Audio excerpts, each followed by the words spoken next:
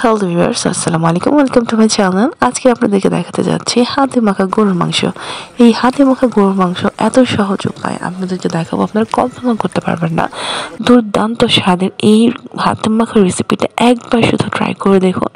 যেরকম আপনার সময় বাঁচাবে সেরকম স্বাদও হবে। আর এতগুলো মাংস আপনি কষিয়ে রাঁধতে গেলে আপনার অনেকটা সময় নষ্ট হবে, অনেক কষ্ট হবে।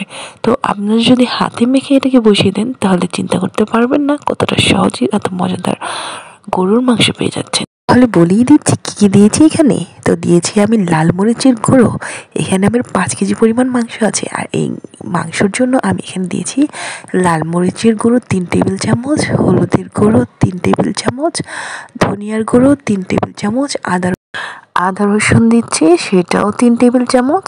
তো এরকম করে সব মশলাগুলোই আমি কিন্তু একে একে দিয়েছি সব একসাথে। আরও দিয়েছি গরম মশলা, তেজপাতা, দারুচিনি, লবঙ্গ, এগুলো পরিমাণ মতো 5-6টা করে দিয়ে দিয়েছি সামান্য আস্ত জিরা, দিয়ে দিয়েছি লবণ পরিমাণ মতো, গরম মশলার গুঁড়ো দিয়েছি 3 টেবিল চামচ, আর হচ্ছে কাবাব মশলার গুঁড়ো দিবেন 1.5 টেবিল চামচ। আর সাথে দিয়েছি তেল। এই তেল পরিমাণ মতো দিতে হবে, কারণ এই গরুর মাংসতে কিন্তু তেল চর্বি সবই আছে। তাই অবশ্যই তেলের পরিমাণটা একটু কমিয়ে দেবেন, মাংস থেকে কিন্তু প্রচুর পরিমাণে তেল উঠবে। তো আমার কিন্তু হয়ে গেছে সব মশলা একসাথে রাখা, দেখতেই পাচ্ছেন। এখানে কিন্তু জিরার ফাঁকিও আছে, সেটাও 2 টেবিল চামচ পরিমাণ দিয়েছি। তো এখন এগুলোকে একসাথে মাখাতে হবে। আর এই মাখানোর কাজটা আপনি হাত দিয়েও করতে পারেন। আর যদি হাত দিয়ে কষ্ট হয় তাহলে আপনার সেই হাতে থাকা খুরচুন, ছেনি, চামিচ যেটাই বলেন না কেন সেটা দিয়ে ভালো করে নেড়ে চেড়ে দিবেন। তারপরে দেখতে পারবেন সব মশলাগুলো একসাথে মিক্সড হয়ে যাবে।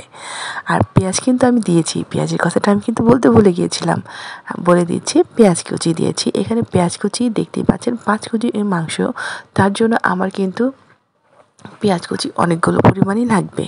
তো আপনারা চাইলে এখানে 1 কেজি থেকে 2 কেজি পরিমাণ পেঁয়াজ দিতে পারেন। আর পেঁয়াজের পরিমাণটা অবশ্যই আপনাদের পার্সোনাল ব্যাপার, কতটা ঘনত্ব চাচ্ছেন সেটার উপর নির্ভর করে।